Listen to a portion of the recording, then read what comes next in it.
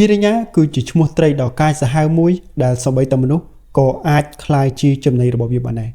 ភិរិញ្ញាគឺជាប្រភេទត្រីឃាតករមានតូចចិត្តធំមានដើមកំណើតមកពីខាងទន្លេអាហ្វ្រិកខាងត្បូងត្រីនេះវាមានចំណុចខ្លាំងត្រង់មាត់ដ៏មុតស្រួចរបស់វាមានសមត្ថភាពក្នុងការខាំចំណីដ៏កាយសាហាវរបស់វាបានត្រីនេះវាអាចប្រមាញ់ចំណីដែលជាភាវៈរស់នៅក្នុងទឹកសម្បីតែត្រីឆ្លាមក៏អាចក្លាយជាចំណីរបស់វាម្ដងម្កាលដែរចំណុចខ្លាំងរបស់វាមួយទៀតគឺវាចូលចិត្តប្រមាញ់ចំណីជាហ្វូងតែម្ដងវាមិនចូលចិត្តខំម្ដង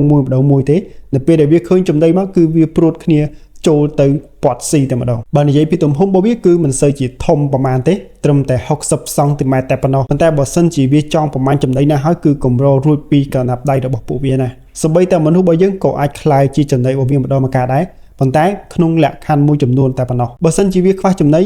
ឬក៏កម្រិតទឹកធ្លាក់ទាបពេលនោះទើបយើងអាចក្លាយទៅជាចំណីរបស់វាបានចឹងហើយបើសិនជាឃើញប្រភេទត្រីភិរិញ្ញានេះបងប្អូនយល់ល្អកុំទៅក្បែរវាអីព្រោះវាជាប្រភេទត្រីដែលកាយសាហាវសមត្ថភាពនៅក្នុងការប្រមាញ់ចំណីរបស់វាគឺមិនធម្មតាទេវាមានធ្មេញដ៏មុតស្រួចទោះបីជាគេឲ្យរហស្សនាមថាវាគឺជាឃាតករមានតូចចិត្តធំក៏ពិតមែនតែវាក៏មានសារៈប្រយោជន៍សម្រាប់ប្រព័ន្ធអេកូឡូស៊ីដែលរស់នៅក្នុងទឹកទាំងអស់នោះផងដែរក្រៅតែពីការប្រមាញ់ភាវៈរស់ដែលរស់នៅក្នុងទឹកដូចជាត្រីបាឡែនឬក៏ត្រីផ្សេងអន្ទង់អីហ្នឹងក៏វាចូលចិត្តនៅក្នុងការស៊ីសាកសពមួយចំនួនដូចជាសាកសពត្រីដែលស្អុយរលួយ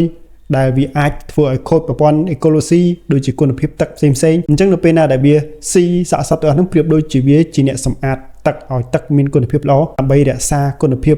ភាវៈរស់ប្រព័ន្ធអេកូឡូស៊ីនៅក្នុងនឹងទាំងអស់តែម្ដងមួយវិញទៀតទីណាដែលមានវត្តមានត្រីភិរិញ្ញាការគម្រាមកំហែងពីមនុស្សក៏មិនសូវជាមានដូចគ្នាដែរអញ្ចឹងបានថាវាក៏ជាអ្នកការពារភាវៈរស់នៅក្នុងទឹកដែរព្រោះមនុស្សយើងក៏មានការខ្លាចជាមួយវាដែរព្រោះវាចូលចិត្តចូលមកម្ដងមកក្រុមហ្មងអញ្ចឹងពិបាកនៅក្នុងការទប់ទល់ជាមួយវាដែរបច្ចុប្បន្នវាមិនមែនមានវត្តមាននៅខាងតែប៉ែកអាហ្វ្រិកខាងត្បូងប៉ុណ្ណោះទេនៅតំបន់អាស៊ីយើងក៏មានដែរសូម្បីតែកម្ពុជាយើងក៏ធ្លាប់មានអ្នកដែលគាត់ទិញត្រីប្រភេទភិរិញ្ញានេះមកប្រឡែងផងដែរក៏ប៉ុន្តែក៏ត្រូវបានជាមួយនឹងក្រសួងខាងរដ្ឋាភិបាលគេបានចេញច្បាប់មិនឲ្យចិញ្ចឹមត្រីនេះហើយក៏មិនឲ្យប្រឡែងដែរព្រោះវាគឺជាប្រភេទត្រីដ៏កាយសាហាវហើយវាក៏អាចគំរាមកំហែងដល់ជីវិតរបស់យើងផងដែរ follow ម្នាក់មួយ